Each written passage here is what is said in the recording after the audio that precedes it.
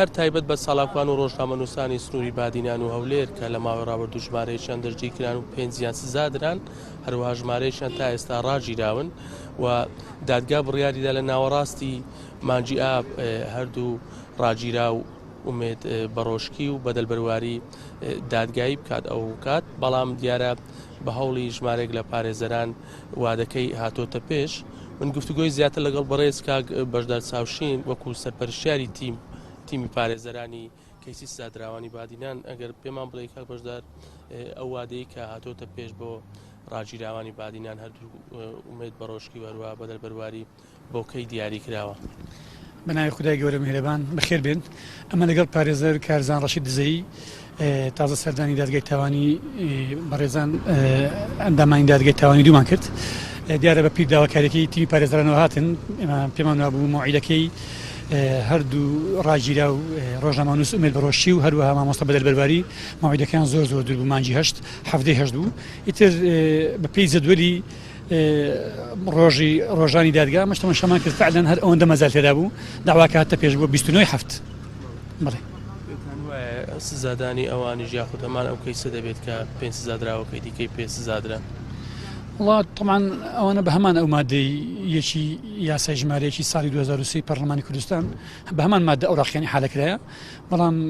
بەڕاستی ئەو بەڵگەیانیکردنەوە دۆسەکەی وەک ئەوە کە خوێنیتمانەوە بەڵگەی موقعینەکە ئەو مادەی لەسەریان تەطبیقی ئومێد دەکەین ئینشاءالله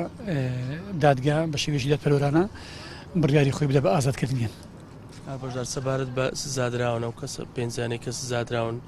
بڕیارێک دەچوو کە تەمیز بکرێتەوە زارتر ئێوە داواتان کرد ئێستا بە شوێ گەیشتەوە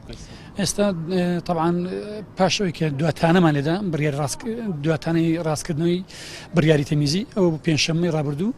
دیارە کۆتاییەکانی دەوام دۆسێکە ڕەوانەی سەر لە نوێی دادگای تاوانی دوو ڕەوانی تەمیزی کردیتەوە لە ئەو ئێستادا خەریکن دراسی دەکەنەوە ئەمە لەگەڵ ئەوەش داوامەکردی بدێتە هەیئی عامە ئەوجارە ئینشاءالله سەرۆکی دادگای تەمیزیش ڕەزەمانی نیشان دەدا بۆی بستە هەیئی عامە. بەژار دووە پرسیارم تایبەت بۆی ئەمڕۆ ڕێخەری ڕاستپاتنەوەی دەوڵەتەکان لە حکوومەتی هەرێمی کوردستان باسی لەوە دەکرد کە ڕەوشی ڕۆژنامەنووسان و زیندانی کراوان هاوشێوەی بەندکراوانی دیکە ئەم پارێزەرانیان هەم کەسوکاریان سەردانیان دەکەن ئەوە ڕاستە سزادراوان بە هەمان شێوە وەک بەندکراوانی دیکە سەردانیکردنیان هەیە و ئێوە تیمی پارێزەران دەتوان سەردانیان بکەن یاخود بەردەوام هاوشێوی بەندکراوانی دیکە پەیوەندی تەلەفۆنیان لەگەڵ بکەن.